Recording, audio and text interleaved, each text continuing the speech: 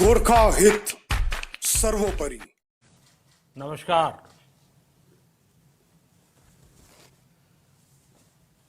Corona वैश्विक महामारी के खिलाफ लड़ते लड़ते अब हम अनलॉक 2 में प्रवेश कर रहे हैं और हम उस मौसम में भी प्रवेश कर रहे हैं जहां सर्दी, जुकाम, खांसी, बुखार ये सारे न जाने क्या क्या होता है, ये मामले बढ़ जाते हैं। ऐसे में मेरी आप सभी देशवासियों से प्रार्थना है कि ऐसे समय अपना ध्यान रखिए। साथियों,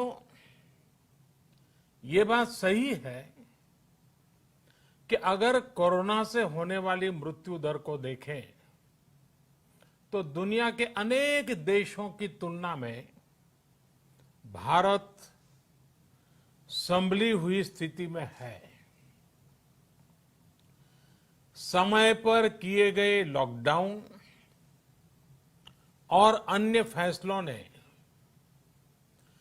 भारत में लाखों लोगों का जीवन बचाया है, लेकिन हम ये भी देख रहे हैं कि जब से देश में अनलॉक 1 हुआ है,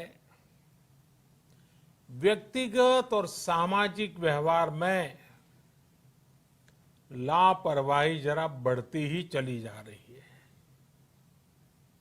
पहले हम मास्क को लेकर, 2 गज की दूरी को लेकर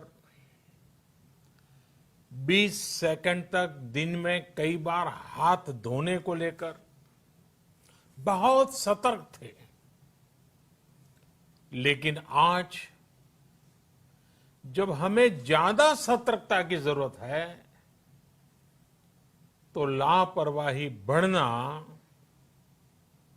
बहुत ही चिंता का कारण है।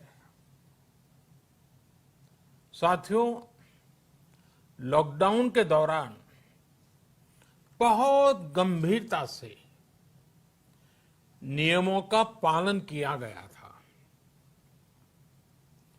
अब सरकारों को, स्थानीय निकाय की संस्थाओं को, देश के नागरिकों को फिर से उसी तरह की सतर्कता दिखाने की जरूरत है।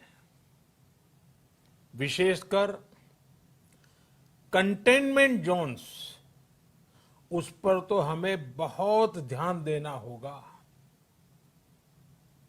जो भी लोग नियमों का पालन नहीं कर रहे हैं, हमें उन्हें टोकना होगा, रोकना होगा और समझाना भी होगा। अभी आपने खबरों में देखा होगा, एक देश के प्रधानमंत्री पर 13,000 रुपये का जुर्माना इसलिए लग गया क्योंकि वो सार्वजनिक स्थल पर मास्क पहने बिना गए थे। भारत में भी स्थानीय प्रशासन को इसी चुस्ती से काम करना चाहिए। ये 130 करोड़ देशवासियों के जीवन की रक्षा करने का अभियान है। भारत में गांव का प्रधान हो या देश का प्रधानमंत्री, कोई भी नियमों से ऊपर नहीं है। साथियों, लॉकडाउन के दौरान देश की सर्वोच्च प्राथमिकता रही ऐसी स्थिति न आए कि किसी गरीब के घर में चूल्हा न जले। केंद्र सरकार हो, राज्य सरकारें हो, सिविल सोसाइटी के लोग हों, सभी ने पूरा प्रयास किया कि इतने बड़े देश में हमारा कोई गरीब भाई बहन भूखा न सोए। देश हो या व्यक्ति, समय पर फैसले लेने से, संवेदनशीलता से फैसले लेने से किसी भी संकट का मुकाबला करने की शक्ति अनेक गुना बढ़ जाती है। इसलिए लॉकडाउन होते ही सरकार प्रधानमंत्री गरीब कल्याण योजना लेकर आई। इस योजना के तहत गरीबों के लिए 2.25 लाख करोड़ रुपए का पैकेज दिया गया। साथियों, बीते 3 महीनों में 20 करोड़ गरीब परिवारों के जनधन खातों में सीधे 31,000 करोड़ रुपया जमा करवाए गए हैं। इस दौरान 9 करोड़ से अधिक किसानों के बैंक खातों में 18,000 करोड़ रुपए जमा हुए हैं। इसके साथ ही गांवों में श्रमिकों को रोजगार देने के लिए प्रधानमंत्री गरीब कल्याण रोजगार अभियान तेज गति से आरंभ कर दिया गया है। इस पर सरकार 50,000 करोड़ रुपए खर्च कर रही है। लेकिन साथियों, एक और बड़ी बात है जिसने दुनिया को भी हैरान किया है, आश्चर्य में डुबो दिया है। वो ये कि कोरोना से लड़ते हुए भारत में 80 करोड़ से ज्यादा लोगों को 3 महीने का राशन, यानी परिवार के हर सदस्य को 5 किलो गेहूं या चावल मुफ्त दिया गया। इसके अतिरिक्त प्रति परिवार हर महीने 1 किलो दाल भी मुफ्त दी गई। यानी एक तरह से देखें तो अमेरिका की कुल जनसंख्या से 2.5 गुना अधिक लोगों को, ब्रिटेन की जनसंख्या से 12 गुना अधिक लोगों को और यूरोपियन यूनियन की आबादी से लगभग 2 गुने से ज्यादा लोगों को हमारी सरकार ने मुफ्त अनाज दिया है। साथियों, आज मैं इसी से जुड़ी एक महत्वपूर्ण घोषणा करने जा रहा हूं। साथियों, हमारे यहां वर्षा ऋतु के दौरान और उसके बाद मुख्य तौर पर कृषि क्षेत्र में, एग्रीकल्चर सेक्टर में ही ज्यादा काम होता है। अन्य दूसरे सेक्टरों में थोड़ी सुस्ती रहती है। जुलाई से धीरे धीरे त्योहारों का भी माहौल बनने लगता है। अब आप देखिए, अभी 5 जुलाई को गुरु पूर्णिमा है, फिर सावन शुरू हो रहा है, फिर 15 अगस्त आएगी, रक्षाबंधन आएगा, कृष्णा जन्माष्टमी आएगी, गणेश चतुर्थी आएगी, ओणम होगा और आगे जाएं तो काटी बिहू है, नवरात्रि है, दुर्गा पूजा है, दशहरा है, दीपावली है, छठी मैया की पूजा है। त्योहारों का ये समय जरूरतें भी बढ़ाता है, खर्च भी बढ़ाता है। इन सभी बातों को ध्यान में रखते हुए ये फैसला लिया गया है कि प्रधानमंत्री गरीब कल्याण अन्न योजना का विस्तार अब दिवाली और छठ पूजा तक यानी नवंबर महीने के आखिर तक कर दिया जाएगा।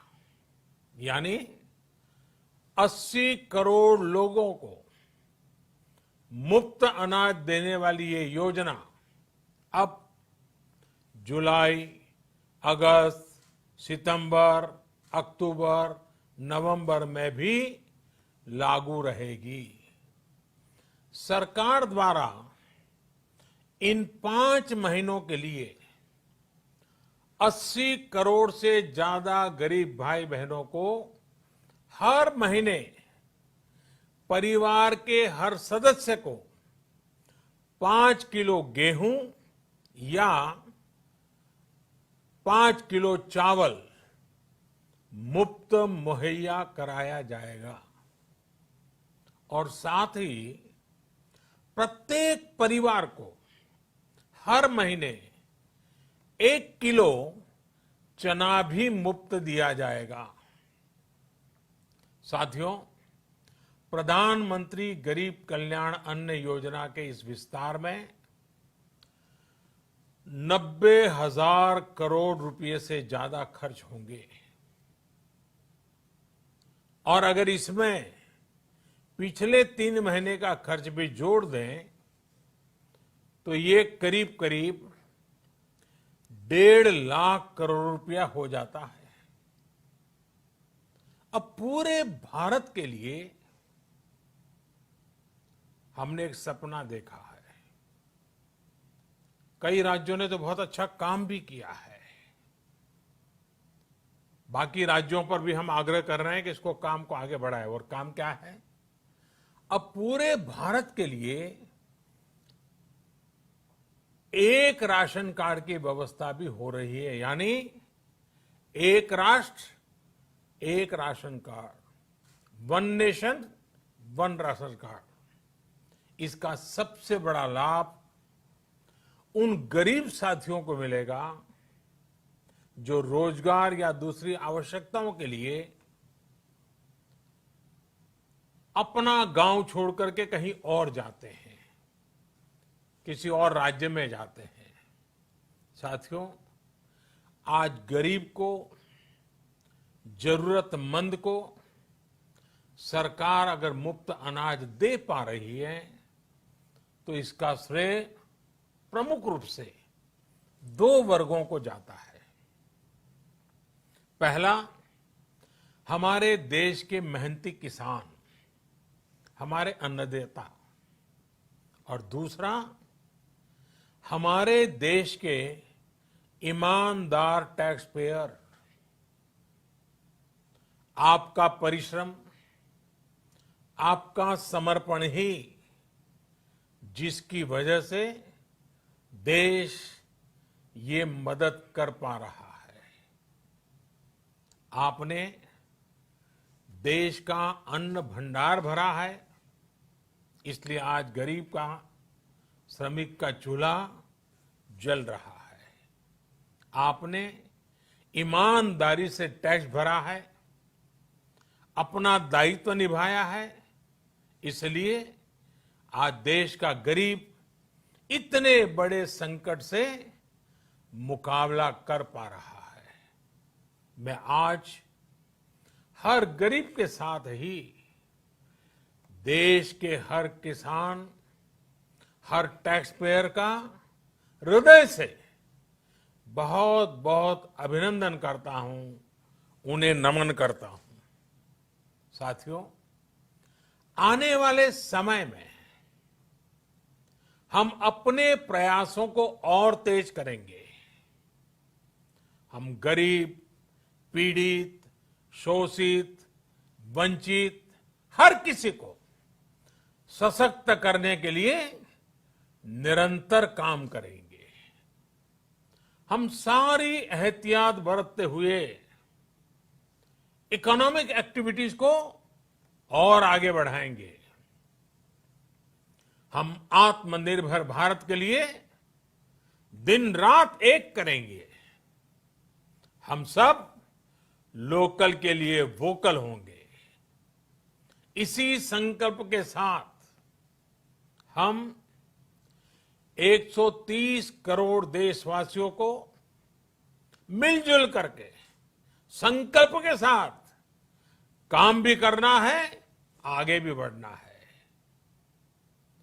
फिर से एक बार मैं आप सबसे प्रार्थना करता हूं, आपके लिए भी प्रार्थना करता हूं, आपसे आग्रह भी करता हूं, आप सभी स्वस्थ रहिए, 2 गज की दूरी का पालन करते रहिए, गमछा, फेस कवर, मास्क ये हमेशा उपयोग कीजिए, कोई लापरवाही मत बरतिए। इसी आग्रह, इसी कामना के साथ मैं आप सभी को बहुत बहुत शुभकामनाएं देता हूं। धन्यवाद।